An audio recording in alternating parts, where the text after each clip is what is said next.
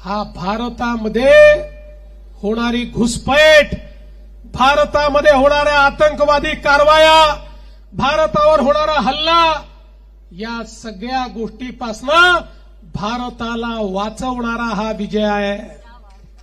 ज्या प्रकारे ममता दीदींच्या नेतृत्वातलं सरकार बांगलादेशमधनं घुसपैठीय बंगालमध्ये आणायचं आणि त्या ठिकाणून कागदपत्र बनवून संपूर्ण भारतामध्ये ते जायचे आणि संपूर्ण भारतामध्ये आमचा रोजगार तर ते खायचेच, पण त्याचवेळी भारताच्या एकतेला, अखंडतेला, सार्वभौमतेला, सुरक्षेला धोका निर्माण करायचे. एक प्रकारे बंगाल आओ जाओ घर तुम्हारा और पकाओ खाओ बिर्याणी तो मुर्गा हमारा, अशा प्रकारचं सरकार हे त्या ठिकाणी ममता बॅनर्जींनी दिलं होतं. आज हा विजय भारतातल्या प्रत्येक राष्ट्रवादी शक्तीचा विजय आहे. या भारताला सुरक्षित ठेवण्याकरता त्या बंगालमधल्या कार्यकर्त्यांनी आपल्या जीवाचं बलिदान दिलं. मागच्या निवडणुकीनंतर आमच्या अनेक कार्यकर्त्यांना जाळून टाकलं, मारून टाकलं, भोसकून टाकलं, हात तोडले, पाय तोडले, डोळे फोडले, माना कापून टाकल्या. आजचा विजय त्या सगळ्या कार्यकर्त्यांना समर्पित आहे. ममता दीदी, तुम्ही किती अत्याचार केलात तरी भाजपच्या कार्यकर्त्याला तुम्ही थांबवू शकत नाही, हे दाखवणारा हा विजय आहे. आणि म्हणून आजचा विजय हा देशाच्या दृष्टीनं देखील महत्वाचा आहे. जसा आसामचा विजय हा तर अपेक्षित होताच, पण आसामचा विजय याकरताच महत्वाचा आहे की जेव्हापासनं आसाममध्ये भाजपचं सरकार आलं, आसाममधलं इन्फिल्ट्रेशन पूर्णपणे थांबलं, आसाममधली आतंकवादी गतिविधी थांबली.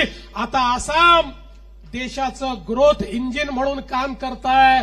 तसंच पुढच्या काळात बंगाल देखील भारताच्या वाटचालीतला एक मोठा पार्टनर म्हणून या ठिकाणी काम करताना दिसेल. आसामचे मुख्यमंत्री हेमंतो बिस्व शर्मा यांनाही मी मनापासनं शुभेच्छा देतो, त्यांचंही अभिनंदन करतो. अभूतपूर्व विजय, अभूतपूर्व. याचं कारण गेले 2 विजय 60 जागा आपल्याला मिळाल्या होत्या. 2-4 लोक इकडून तिकडून घ्यायची गरज पडली होती, पण आता कोणाची गरज नाही. म्हणजे आपले मित्र आहेत ते ठेवतीलच सोबत, पण एकट्या भाजपला 2/3 मेजॉरिटीमध्ये आसाममध्ये देखील जनतेने पोचवलं आहे. हा मोदीजींचा करिश्मा आज आपल्याला या ठिकाणी पाहायला मिळालेला आहे. आणि म्हणून बंधु भगिनींनो, आज का ये जो यहां पर हम महोत्सव मना रहे, ये महोत्सव केवल जीत का महोत्सव नहीं है, ये महोत्सव केवल भारतीय जनता पार्टी के जीतने का महोत्सव नहीं है, ये महोत्सव भारत की जीत का महोत्सव है. केवल बीजेपी नहीं जीता, भारत जीता है, भारत का जन जन जीता है, भारत का एक एक आदमी जो राष्ट्रवाद के साथ इस भारत में खड़ा है, ऐसा एक एक आदमी आज विजयी हुआ है.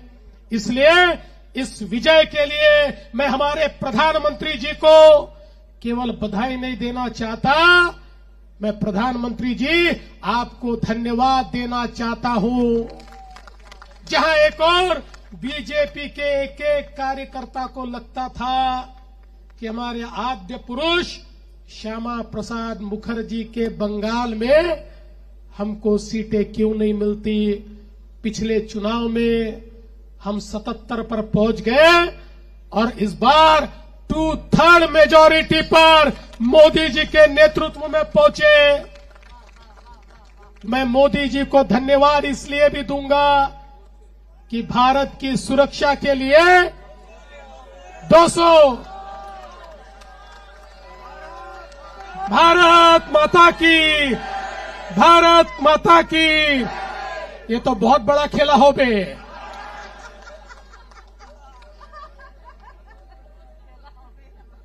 इसलिए मैं माननीय प्रधानमंत्री जी को